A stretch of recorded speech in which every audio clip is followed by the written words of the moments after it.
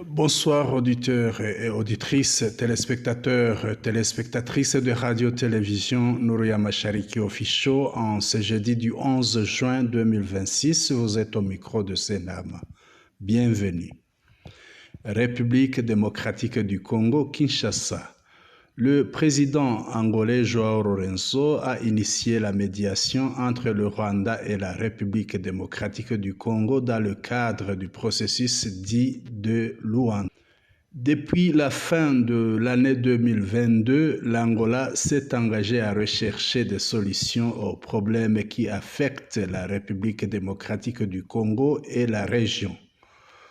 En novembre 2022, l'Union africaine (UA) a décidé de soutenir cette initiative, la communauté internationale exprimant alors ses inquiétudes face au risque d'un affrontement entre le Rwanda et la République démocratique du Congo, conflit qui aurait pu s'étendre à l'ensemble de la région des Grands Lacs.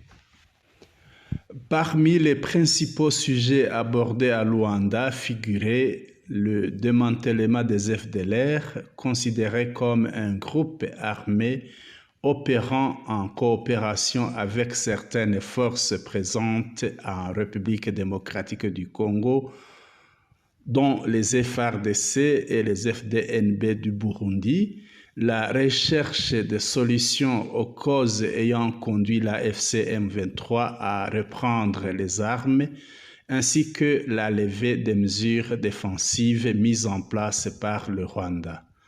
Ces questions ont été au centre de discussions entre 2022 et 2024. Le 14 septembre 2024, des émissaires angolais ont transmis aux autorités congolaises une proposition de l'AFC-M23 demandant à être associée aux négociations. Cependant, la ministre congolaise des Affaires étrangères, Thérèse Kaikwamba Wagner, a rejeté cette proposition. Les discussions se sont poursuivies le 31 octobre 2024.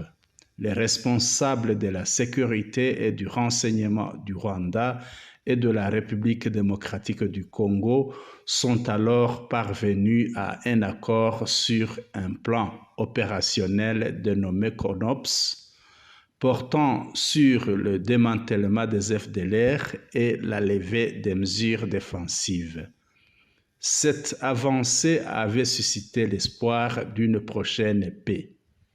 Par la suite, une réunion a rassemblé les délégations de deux pays, chacune conduite par son ministre des Affaires étrangères, sous la facilitation d'une équipe angolaise dirigée par le ministre des Affaires étrangères angolais, Tete Antonio. Lors de cette rencontre, les représentants de la République démocratique du Congo ont refusé toute négociation directe avec la FCM23, invoquant les instructions reçues du président Félix Tshisekedi. Ce refus a conduit à l'annulation de la signature d'un accord de paix qui devait réunir le président du Rwanda, Paul Kagame, et le président Félix Tshisekedi de la République démocratique du Congo sous la médiation du président Lourenço de l'Angola au 15 décembre 2024. Malgré cela, le président Tshisekedi s'est rendu à Luanda. Lorsque le président Lourenço a pris la présidence de l'Union africaine, il a quitté son rôle de médiateur. Par la suite, Kinshasa a finalement accepté le principe de discussion avec la FCM23, mais sous la médiation du Qatar. Les pourparlers ont ensuite été transférés à Montreux, en Suisse. Le président togolais Faure Gnassingbé a alors remplacé le président Lourenço au rôle de médiateur. Après la prise de la ville d'Uvira le 9 décembre 2025, le président Tshisekedi s'est rendu à Luanda afin de solliciter une intervention militaire angolaise.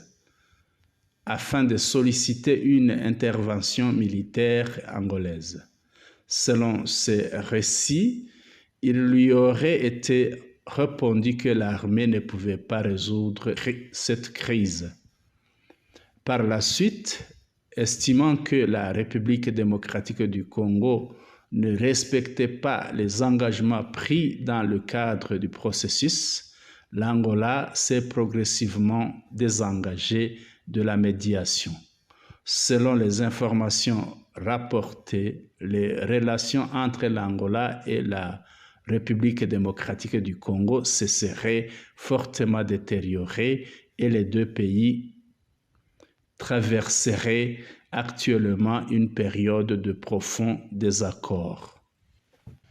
République démocratique du Congo, Nord Kivu, Goma, réunion des autorités de l'AFC M23 avec celle de la MONUSCO. Fidèle à sa volonté de contribuer à une sortie durable de la crise en République démocratique du Congo, l'AFC M23 a reçu à sa coordination politique l'envoyé spécial de la MONUSCO, James Swan.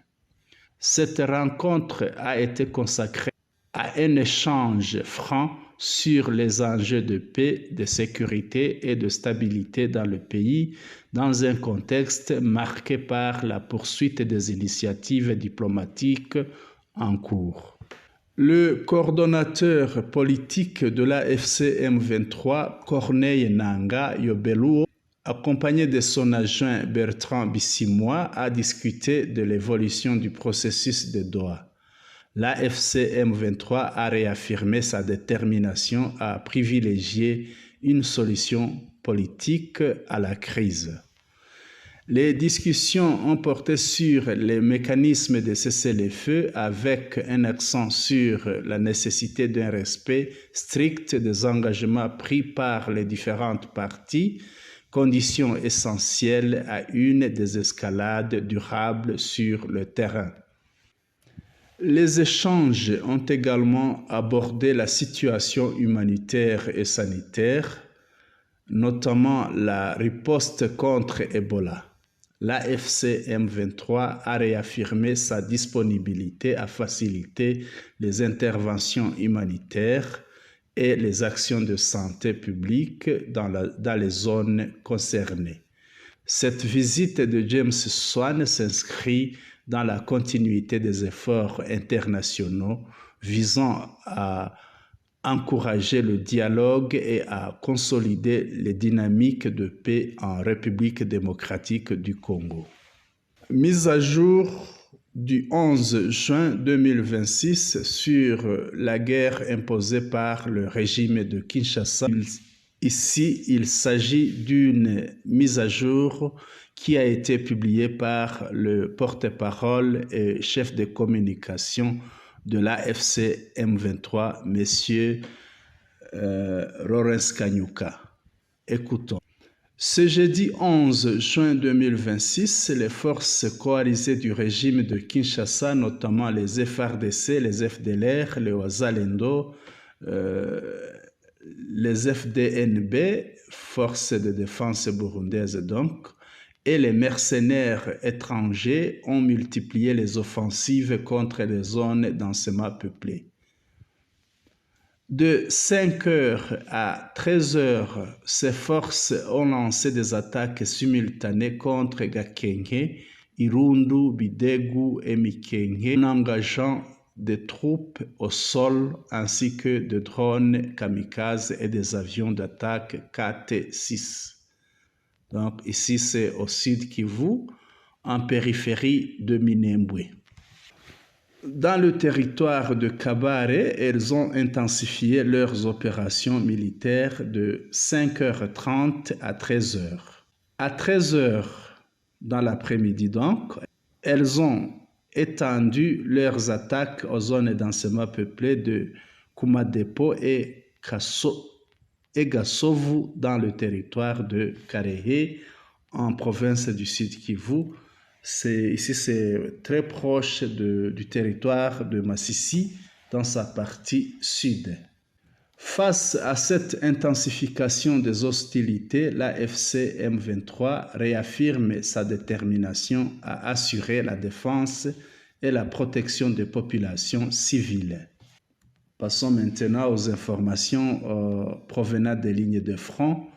République démocratique du Congo, Sud Kivu, Minembwe, en cette date du 11 juin 2026, dans la localité de Bidegu, sur la colline de Ruhinamavi, les FRDC et les FDNB ont été pris dans une embuscade entre 12h et 13h.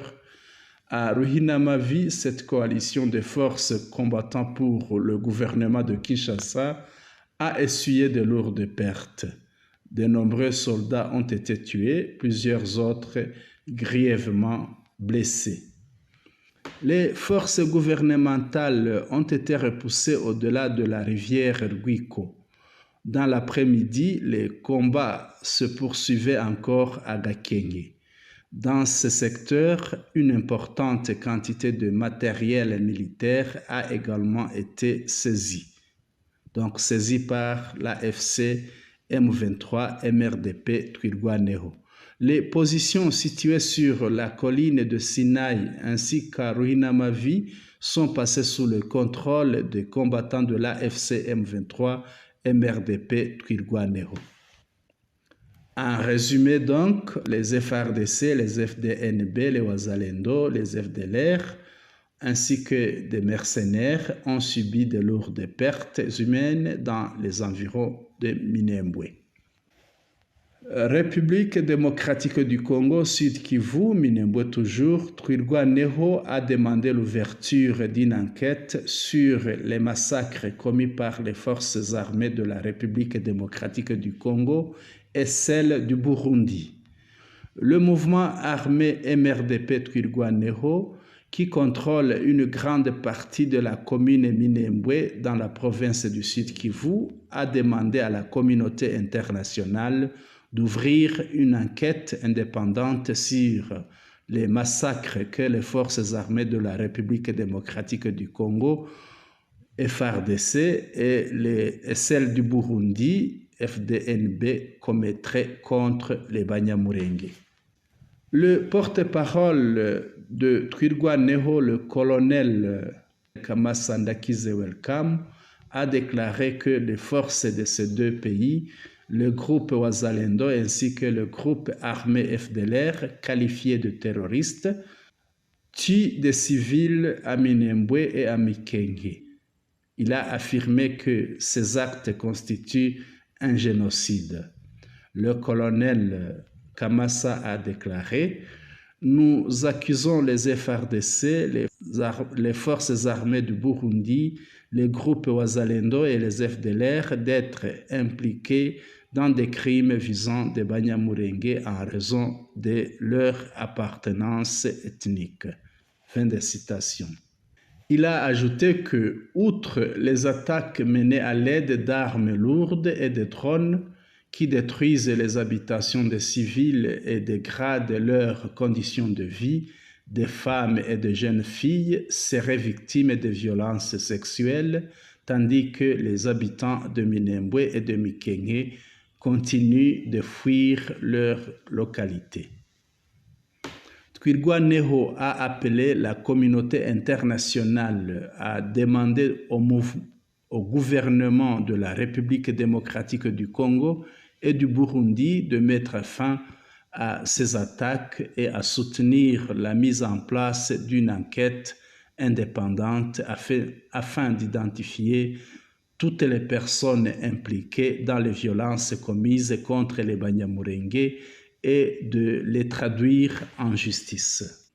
Le colonel Kamasa a souligné que Mikenge était autrefois une zone protégée par les forces de maintien de la paix de l'Organisation des Nations Unies en République démocratique du Congo, donc MONUSCO, car elle servait de refuge aux populations menacées. Selon lui, cette localité est aujourd'hui devenue une base à partir de laquelle les forces congolaises et burundaises préparent des opérations contre les Banyamulenge.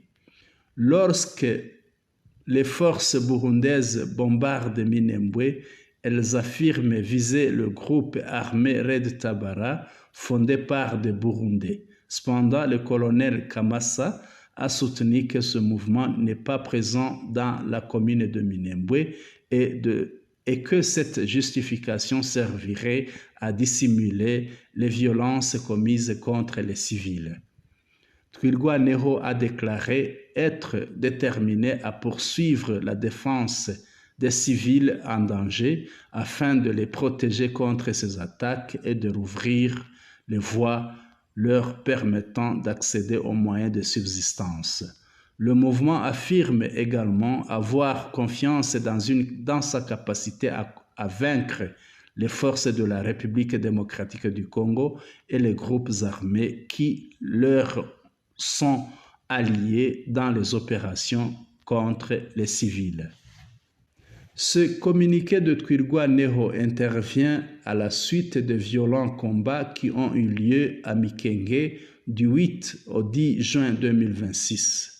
Le mouvement avait pris le contrôle de ce centre, mais les forces gouvernementales de la République démocratique du Congo l'ont repris après avoir déployé des unités spéciales et des équipements, notamment des drones KT-9. Les problèmes du RNC de Kayumba Nyamwasa sont devenus comme l'histoire du mille pattes et de la poule et du fou. Au sein de RNC de Kayumba Nyamwasa, les divisions s'aggravent de jour en jour concernant la disparition de Ben Rutabana et le rôle présumé de certains membres de ce mouvement qualifié de terroriste. Un premier camp continue d'affirmer que Ben Rutabana a disparu à la suite de différends qui l'opposaient à Kayumba Nyamwasa. Selon cette version, tous ceux qui ont soutenu cette thèse auraient ensuite été exclus ou marginalisés au sein du mouvement. De l'autre côté, certains soutiennent que Rutabana faisait face à des problèmes personnels sans aucun lien avec le RNC. Serge Ndayizeye, animateur d'une chaîne YouTube proche du RNC, a récemment déclaré que la disparition de Ben Rutabana serait liée à des problèmes personnels et qu'il est possible qu'il ait eu des différends avec certains dirigeants du mouvement. Ces propos ont immédiatement été contestés par Jean-Paul Toraïchimiye, ancien porte-parole du RNC, qui a estimé que des problèmes personnels ne peuvent pas expliquer la disparition d'une personne. Selon lui, il ne s'agit pas de problèmes privés, mais bien de désaccords politiques avec la ligne du RNC qui aurait conduit à sa disparition. Ben Rutabana, alors commissaire chargé du renforcement des capacités au sein du RNC, a disparu lors d'un voyage en Ouganda entrepris le 5 septembre 2019. Le 2 octobre 2019, une lettre adressée au coordonnateur du RNC, Jérôme Naigiziki, a circulé publiquement. Elle portait les signatures de Tabitha Mugenzi, William Mugenzi, Jason Muhaimana, Simeon Ndwaniye, Vida Ndwaniye, Louis Rugambage, Diane Rutabana, Emerance Sikubgabo et Max Sikubgabo. Cette lettre indiquait que Ben Rutabana avait quitté Bruxelles le mercredi 4 septembre 2019 à 21h45 à bord d'un vol d'Emirates Airlines à destination d'Entebbe en Ouganda avec une escale à Dubaï. Il était arrivé à l'aéroport d'Entebbe le 5 septembre à 13h50 dans l'après-midi. Il avait continué à communiquer par téléphone avec son épouse Diane Rutabana entre le 5 et le 8 septembre 2019 avant que tout contact ne soit perdu. Il devait retourner en Belgique le 19 septembre sur un vol Emirates Airlines, mais il ne s'est jamais présenté à l'embarquement. Jean-Paul Touraïchimie a expliqué qu'avant son départ pour l'Ouganda, Rutabana traversait une période particulièrement délicate et craignait davantage certains membres du RNC que toute autre personne. Il raconte, je cite, « Un dimanche, quelqu'un a appelé Kayumba lorsqu'il se trouvait en Ouganda. Ils ont parlé en Kinyankore et cette personne lui a dit « Le voyage prévu par Ben Rutabana rencontre des difficultés. » Kayumba m'a alors expliqué que Ben Rutabana figurait sur une liste de personnes susceptibles d'être arrêtées. Ce sont les paroles mêmes que Kayumba m'a rapportées. Il m'a dit « Je vais appeler Ben pour l'en informer. » Selon Touraïchimie, Kayumba a ensuite contacté Ben Rutabana. Peu après, Rutabana l'a lui-même appelé pour lui dire que même s'il avait entendu parler de possibles problèmes, il maintenait son voyage. Touraïchimie rapporte ses propos. Il a dit « Je pars, je suis citoyen français ». Après son arrivée à Entebbe, plusieurs heures se sont écoulées sans que ses proches sachent exactement où il se trouvait. Touraïchimie poursuit, je cite, « 2 heures plus tard, je lui ai demandé « Comment se fait-il que nous soyons restés 2 heures sans nouvelles de toi ni de la situation ?» Il m'a répondu « Moi, je pensais qu'il t'avait déjà informé de mon arrestation. » Rutabana lui aurait expliqué qu'à son arrivée en Ouganda, les autorités lui avaient demandé son certificat de vaccination contre la fièvre jaune. Comme il ne l'avait pas sur lui, il avait été isolé pendant un certain temps, avant qu'un agent n'accepte un pot de vin de 20 € et le laisse poursuivre son chemin. Selon Touraïchimie, une fois sur place, Rutabana a accompli les démarches qu'il avait amenées en Ouganda et a constaté que les documents censés justifier son arrestation n'existaient pas. Les deux hommes en ont alors discuté et ont commencé à soupçonner qu'il y avait peut-être autre chose derrière les informations communiquées par Kayumba. Comme l'a résumé Touraïchimie, je cite, « Ben a appelé Kayumba pour lui montrer qu'on lui avait menti. » Selon certaines sources, il serait ensuite retourné en Belgique sans problème, mais lors de son voyage suivant en Ouganda, il aurait disparu et il est fortement suspecté que Kayumba Nyamwasa en serait à l'origine. Parmi les personnes mises en cause, certaines affirment également que le beau-frère de Kayumba Nyamwasa, un certain Ntwari Frank, résident en Ouganda, serait impliqué. Cet homme aurait déclaré qu'avant la disparition de Ben Rutabana, une réunion avait eu lieu à Boston à laquelle il avait participé et que les discussions auraient notamment porté sur la possibilité d'organiser un coup d'État contre Rutabana, la confiance en lui et Kayumba étant déjà rompue. Umuhoza Benoît, ancien responsable de la branche France du RNC, a déclaré qu'en tant que responsable régional, il participait aux réunions du bureau politique du RNC et qu'il était au courant de tout. Il a affirmé connaître Rutabana avant même son entrée au sein du mouvement, précisant qu'il vivait en France mais se rendait souvent en Belgique.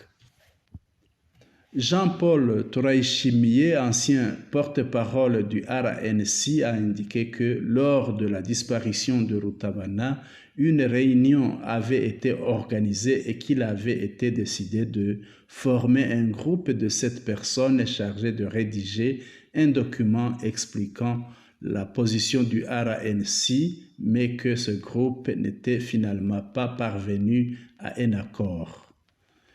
Il a déclaré, je cite, « Ils ont commencé à inclure des éléments que je percevais comme une tentative de se désolidariser de Ben en le présentant comme quelqu'un dont nous ne savons pas ce qu'il faisait.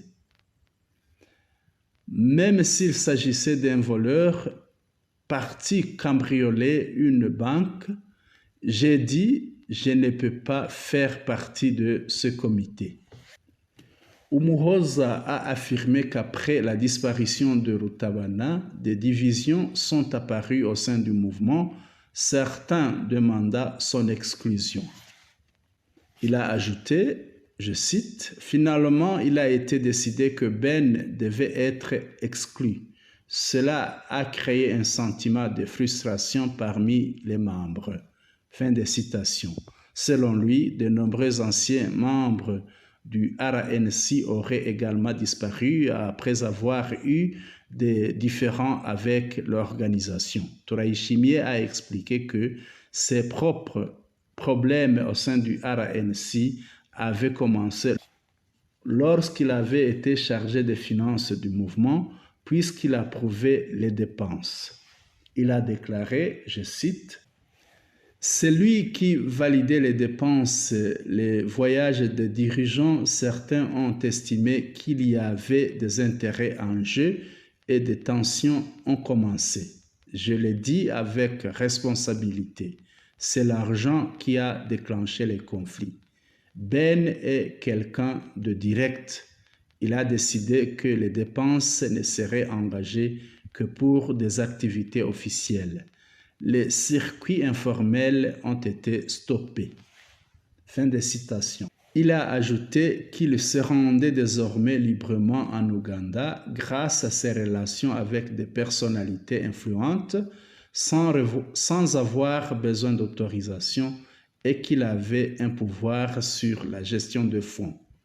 Serge Ndaïzeye, de son côté, affirme que ceux qui accusent Kayumba Nyamwasa d'être derrière la disparition de Rutabana mentent, tandis que Touraïchimie estime que ce propos ne repose sur aucune preuve. Ndaïzeye affirme avoir été menacé par certains membres du RNC qui lui auraient demandé de changer de position pour soutenir Kayumba. Il soutient que Rutabana était accueilli par des membres du RNC partout où il se rendait, mais qu'aucun d'eux n'a été interrogé sur ce qui s'est passé lors de ces rencontres. Umuhoza, pour sa part, affirme que des tensions internes existaient depuis longtemps au sein du RNC, au point qu'il aurait été mal vu lors d'une réunion en Afrique du Sud, simplement parce qu'il voulait poser des questions sur le cas Rutabana. Il raconte, je cite, « J'étais la seule personne à ne pas être d'accord avec ce qui était dit. Je demandais pourquoi notre camarade avait disparu sans que nous prenions des décisions urgentes. On me demandait de me taire. Kayumba était présent. » Fin de citation. Touraïchimie conclut en affirmant que la question de Rutabana restera sans réponse tant que 7 ans après sa disparition, rien n'a changé. Une dimension ethnique évoquée. Des renseignements, des enregistrements audio auraient circulé, laissant entendre que Rutabana aurait éprouvé une hostilité envers les Hutus. Certains affirmant en avoir discuté avec lui et qu'il l'aurait reconnu. Ces propos auraient été enregistrés en Ouganda, suggérant que malgré sa disparition, son cas ne devrait pas être considéré comme une perte majeure pour le mouvement. Umuhoza affirme également que lors des préparatifs des élections en France, le mouvement s'est divisé selon des lignes ethniques. Certains proposaient de répartir les postes de direction entre les Hutus et les Tutsis. Il précise que cette dynamique impliquait également certaines personnes rescapées du génocide contre les Tutsis. Il raconte, je cite, « Je me souviens d'une période de forte tension autour de la disparition de Ben. On ne m'a pas invité en Autriche. Lors de cette réunion, quelqu'un a introduit des propos humiliants à mon encontre. Cela a dégénéré jusqu'à une sorte de coup d'État interne dans la branche France et j'ai été exclu. Certains voulaient rapprocher le RNC des Hutus. » Il ajoute que certains responsables auraient ciblé des enfants dont les parents sont emprisonnés pour des crimes liés au génocide. Les gens étaient organisés selon des lignes ethniques. Les anciens membres exclus du RNC et ceux encore actifs continuent de s'accuser mutuellement. Certains décrivent la situation comme une histoire absurde, comparable à celle d'une personne malade se croyant mille pattes, tandis qu'une poule cherche à la dévorer. Chacun soupçonne l'autre dans un climat de méfiance généralisé comparable à celui d'un patient se méprenant sur la réalité et voyant des menaces inexistantes autour de lui. Auditeurs et auditrices, téléspectateurs et téléspectatrices de Radio-Télévision Nouria Machariki Official, c'est ici que prend fin notre bulletin d'information. Nous vous remercions pour votre aimable attention et nous vous souhaitons une excellente nuit du 11 au 12 juin 2026. Vous étiez au micro de Senam.